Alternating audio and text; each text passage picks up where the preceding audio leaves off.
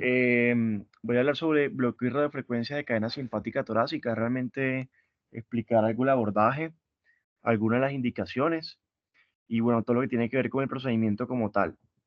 Entonces tenemos que el sistema nervioso simpático es parte del sistema nervioso autonómico, ¿sí? Y esto es un sistema que está encargado de realizar lo que son las acciones involuntarias corporales.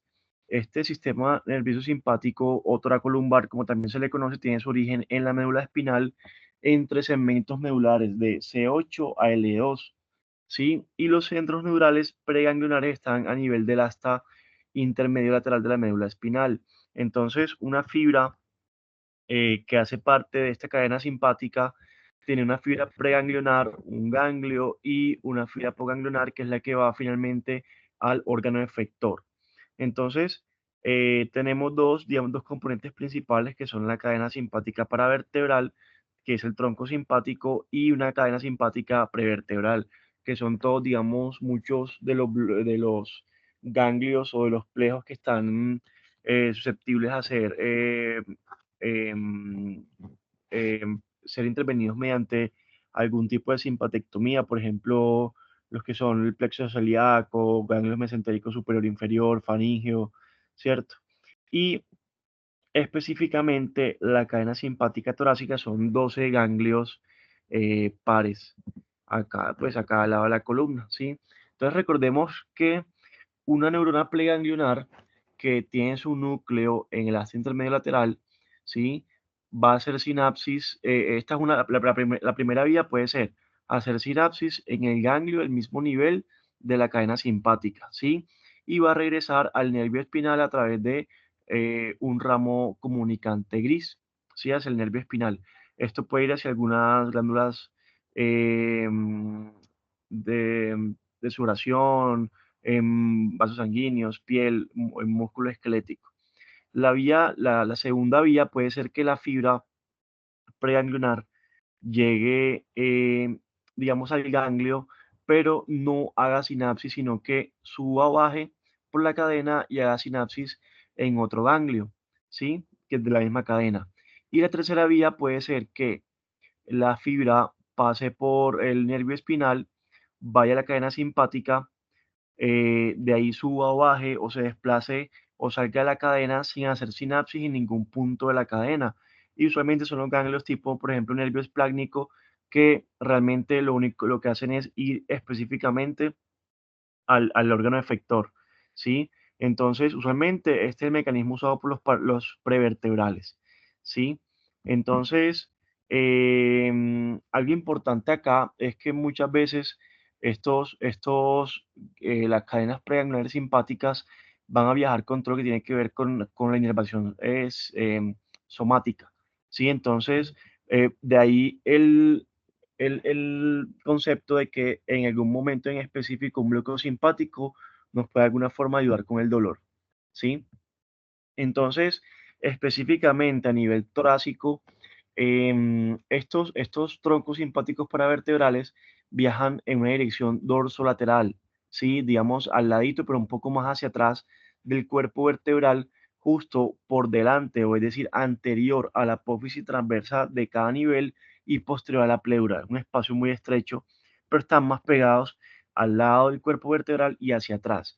A medida que uno va avanzando por la columna o que va bajando, ¿sí? La cadena simpática lo que va a hacer es acomodarse a una posición anterolateral. Por eso vemos, por ejemplo, que en este abordaje el punto a llegar es el tercio posterior, ¿sí?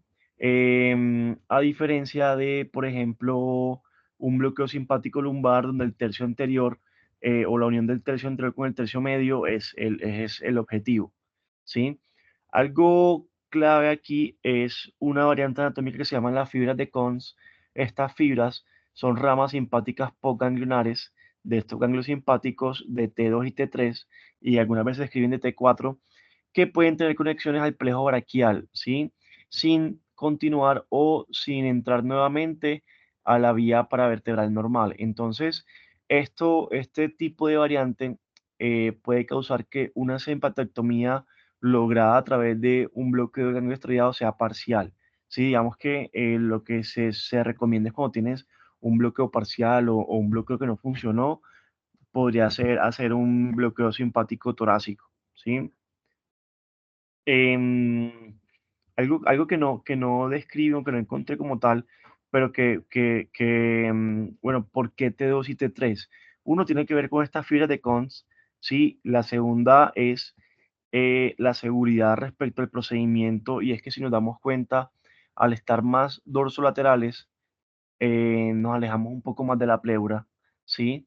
Y digamos que eso es como el término, y esta imagen muestra eso, que es el punto donde yo debo llegar con la aguja para bloquear lo que yo quiero. Entonces, por ejemplo, si estoy en tórax superior, debo llegar hasta este punto o un poquito más adelante. Si estoy en tórax medio, hasta este punto un poco más anterolateral. Y si estoy a nivel torácico inferior, ya es un poco más anterior y me expongo más a una punción pleural o un neumotórax, ¿sí? Si es a nivel lumbar, digamos que ya nos vamos a un nivel mucho más anterior porque no tenemos el problema de la pleura, ¿sí? Pero entonces ten en cuenta esto, tiene que ver que se escoge T2 y T3 por lo que les estoy explicando. ¿Listo? Entonces, en cuanto a las indicaciones, la indicación va a estar dada respecto a lo que yo quiera con el bloqueo simpático, es decir, podemos lograr la interrupción de las aferencias simpáticas, generando primero disminución de resistencias periféricas y el aumento del flujo sanguíneo tisular. Tiene que ver esto con algunas patologías específicas que pueden beneficiarse de este mecanismo y otro tipo de patologías, por ejemplo, lo que son el bloqueo de las aferencias sensitivas de los miembros superiores que bajan con los nervios simpáticos. Entonces, por ejemplo, tenemos qué patologías pueden beneficiarse a nivel de el beneficio en la perfusión tisular. Em, Enfermedad vascular periférica, síndrome de Raynaud, tromboangitis obliterante, por ejemplo, pacientes con oclusión arterial o venosa aguda, dolor asociado al frío o congelación en un miembro superior. Hablan, por ejemplo, de pacientes con vasoespasmos posterior a un procedimiento em, intervencionista endovascular en un miembro superior.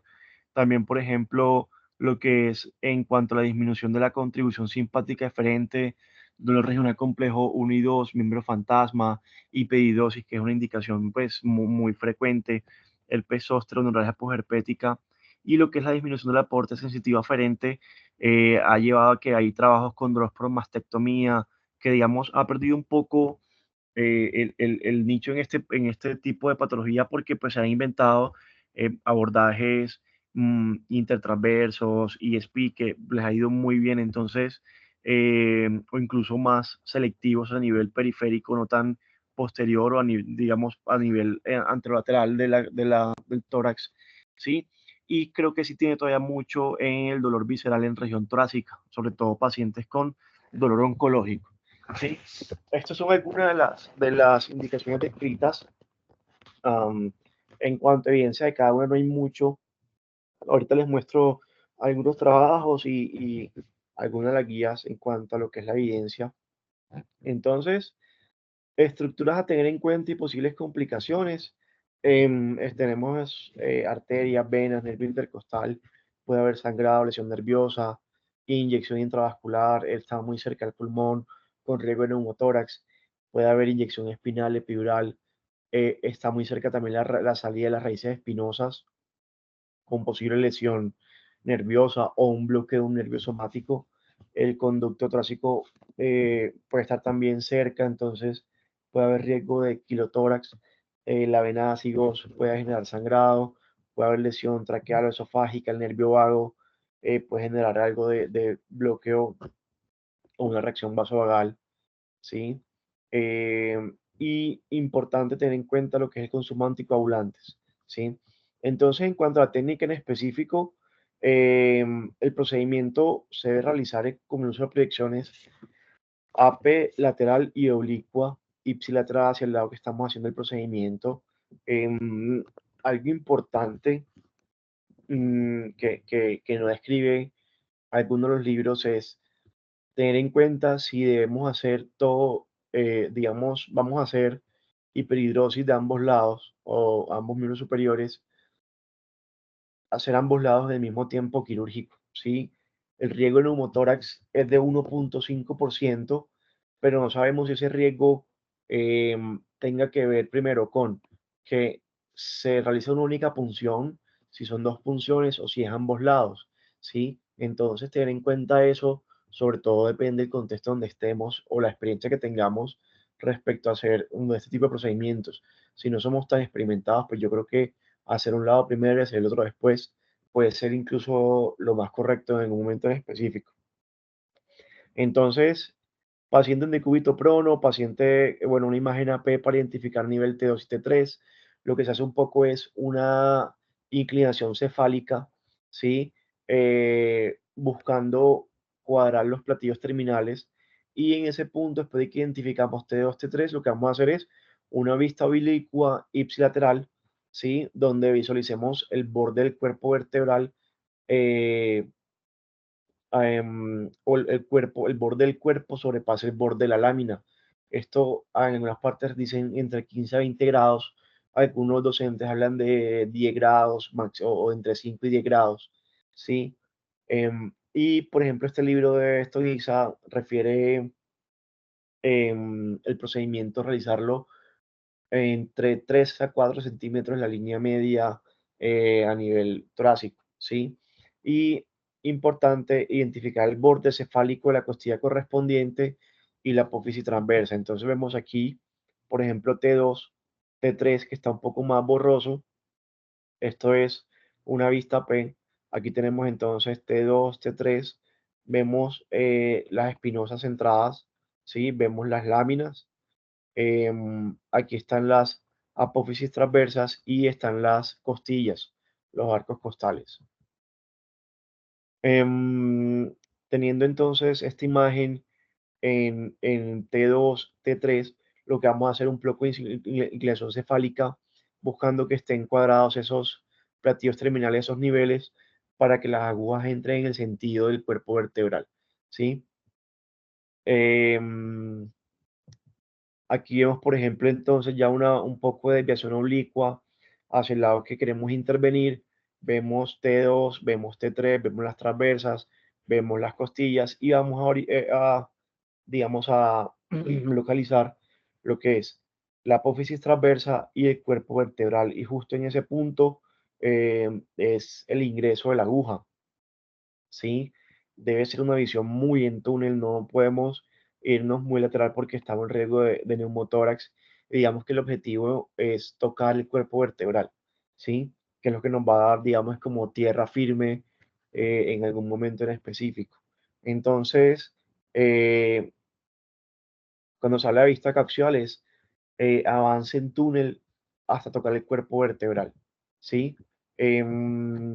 Aquí, por ejemplo, vemos lo mismo y vemos cómo seleccionar el punto de entrada al cuerpo vertebral.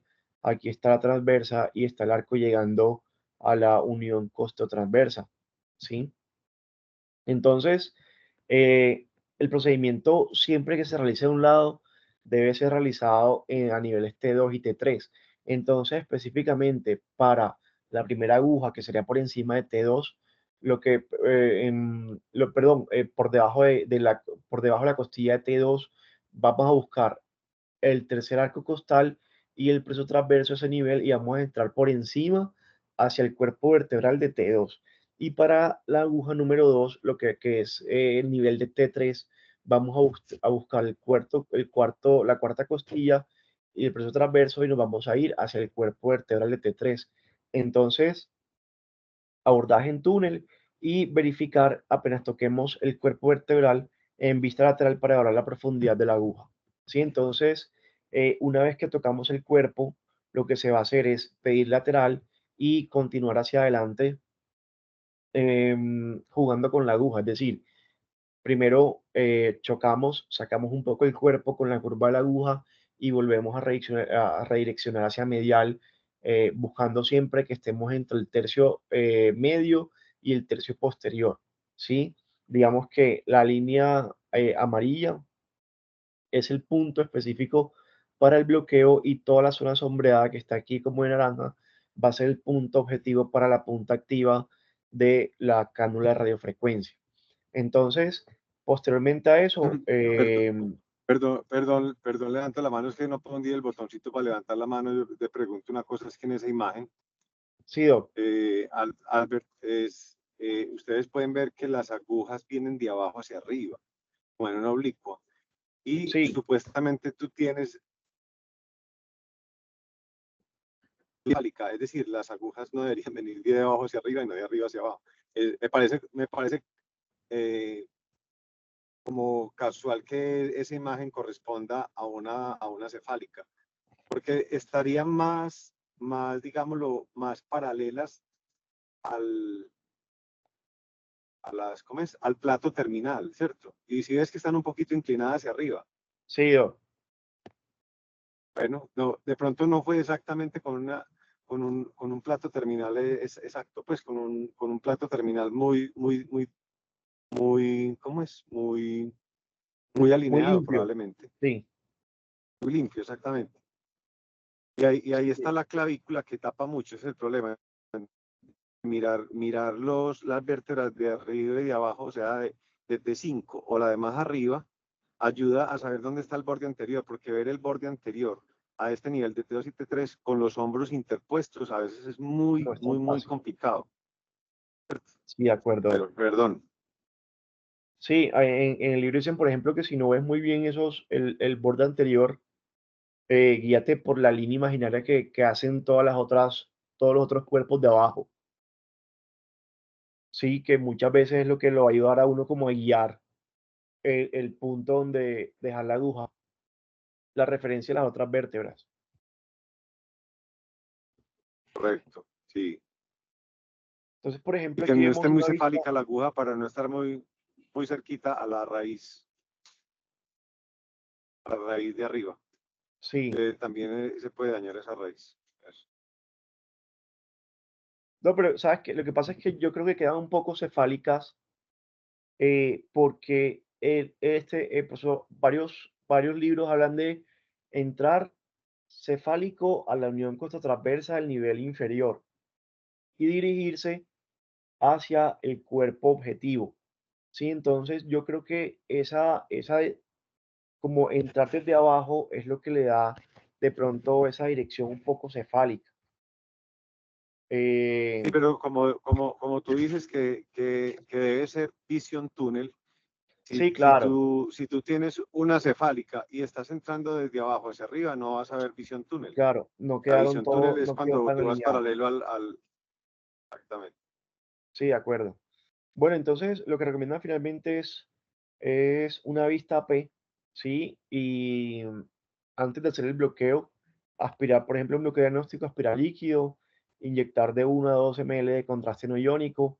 Lo que se dice es que el contraste debe abrazar el cuerpo vertebral de forma lateral e inyectar de 2 a 3 ml de anestésico local, ¿sí? En cada nivel.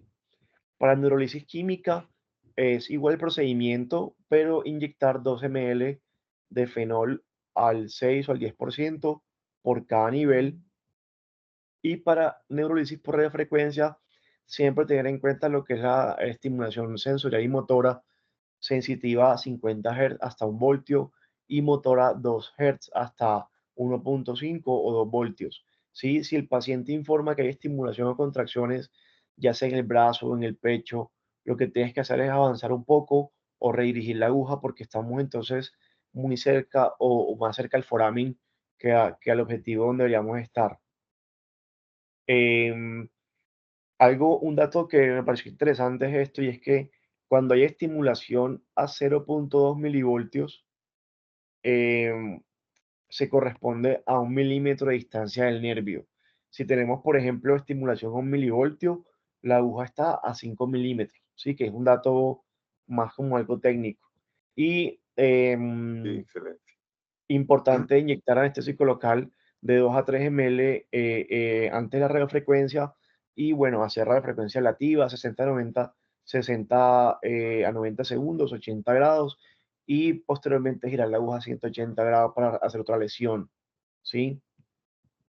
Entonces, bloqueo exitoso, deberíamos encontrar un incremento de la temperatura de la extremidad, cambio de coloración, disminución del dolor en el miembro superior y trilateral, puede estar vasodilatado, puede haber un Horner, eh, sí, que puede de alguna forma también asociarse a un bloqueo exitoso, pero que no es lo que esperamos siempre. ¿sí? Esto sobre todo con fenol, ¿sí? Em, entonces, por ejemplo, aquí vemos los cambios de coloración que se pueden dar, cambio de temperatura, ¿sí? Y importante esto, este es el update del 2018 de las recomendaciones de los procedimientos respecto al diagnóstico clínico.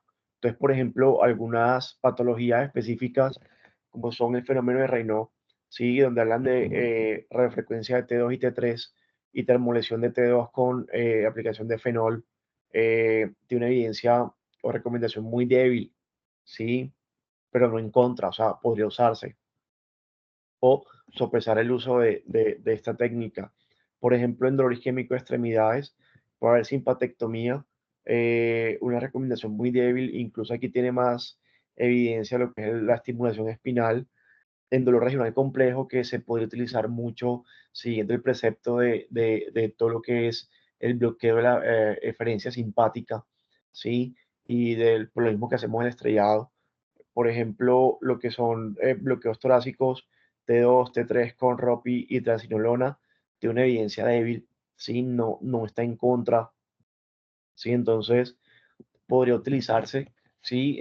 Sobre todo en el paciente que consideramos que tiene mucho componente simpático en un dolor regional complejo y que si hacemos un bloqueo simpático, esto es uno de los mecanismos que podemos manejar con la neuroestimulación espinal, ¿sí?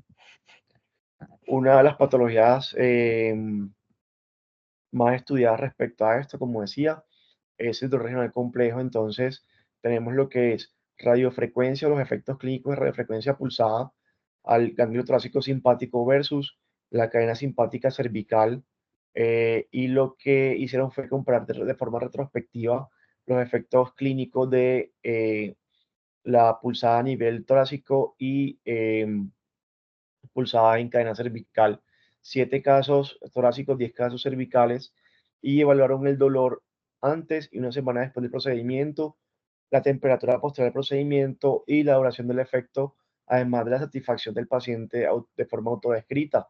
¿Sí? Lo que se evidenció fue que a la semana del procedimiento el dolor fue significativamente más bajo en pacientes con radiofrecuencia pulsada a nivel torácico.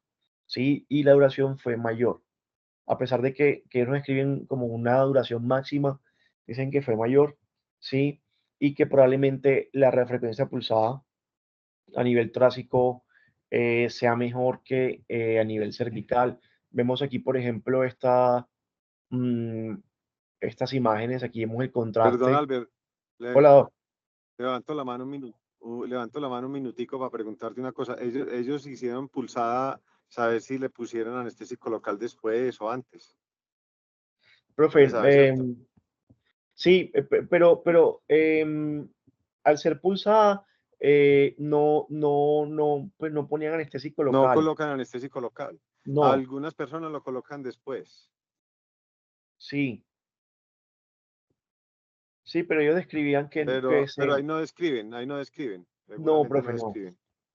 No, y yo creo que tampoco uno de los propósitos que mencionan en el trabajo es como no contaminar mucho la radiofrecuencia, Ah, bueno, que muy ¿sí? poquitos casos y llama la atención que uno para meterse a esa zona tan compleja y tan pues, de tanto riesgo en motores y todas las, pues no exagerado, pero Ah, pero bueno, en piel sí, ¿cierto? Pero ya nomás, como a tal un el ganglio ingreso, simpático, ¿no?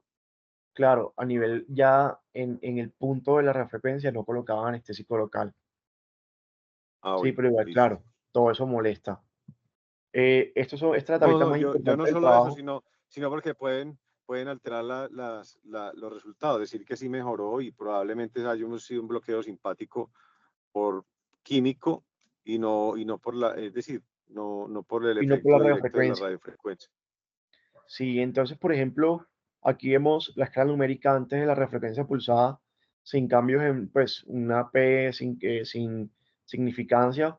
Una semana después, los pacientes con a nivel torácico tenían algo de mejoría, ¿sí? Bueno, ya era significativo, menor a 0,05, diferencia de temperatura, bloqueo, o digamos el bloqueo simpático pues, lo que lograban a través de la radiofrecuencia em, era mejor con la radiofrecuencia a nivel torácico y la duración del efecto sí fue mucho mayor con la radiofrecuencia pulsada a nivel torácico, ¿sí? Digamos que todo esto va en congruencia con lo de hacer menos a nivel cervical en cuanto a radiofrecuencias, ¿sí? Si tenemos una respuesta positiva a nivel cervical, un ganglio estrellado, y pensamos hacer algo más o sostener una respuesta probable, deberíamos irnos más al tronco simpático, torácico, no hacer procedimientos a nivel cervical, porque de verdad no han mostrado la mejoría que, que, que puede mostrar un bloqueo en algún momento, ¿sí? La discusión es si vale la pena hacer un bloqueo simpático previo a la radiofrecuencia, torácico me refiero, teniendo en cuenta el riesgo, teniendo en cuenta lo que cuesta entrar a veces, exponer al paciente a otro procedimiento con riesgo de neumotórax, ¿sí? Entonces, son preguntas que van surgiendo, ¿cierto? Por ejemplo, este trabajo en pacientes con lo que es radiofrecuencia, eh, versus la neurolisis química del dolor causado por enfermedad de Raynaud. ¿Sí? Entonces lo que hicieron fue evaluar lo que es la efectividad y seguridad de la termocoagulación por radiofrecuencia, esto guiado por TAC versus resección química, neurolisis química para el manejo del dolor por enfermedad de Raynaud. ¿Sí? Es un estudio retrospectivo, eran pacientes entre 2012 y 2021, 28 casos en el grupo de alcohol, 44 casos en el grupo de radiofrecuencia. Lo que se demostró fue que las puntuaciones de dolor en diferentes momentos de seguimiento después de la cirugía o después del procedimiento disminuyeron en ambos grupos en comparación con el periodo preoperatorio, ¿sí? Pero la disminución en cuanto a la temperatura, perdón, el aumento en temperatura y el índice de perfusión fue mayor en ambos grupos que en el preoperatorio. Entonces, digamos que sí hay cambios importantes en ambos grupos. Este trabajo fue el 2023, entonces digamos que no está muy disonante con lo que se hace hoy en día. Vemos, por ejemplo, los cambios en la escala visual análoga, incluso hasta 24 meses de respuesta, ¿sí? Y algo importante es que el grupo de radiofrecuencia presentaba menos hiperhidrosis compensatoria que el grupo de alcohol, ¿sí? En cuanto al dolor posterior al procedimiento, síndrome de Horner o adormecimiento, la verdad eran muy similares.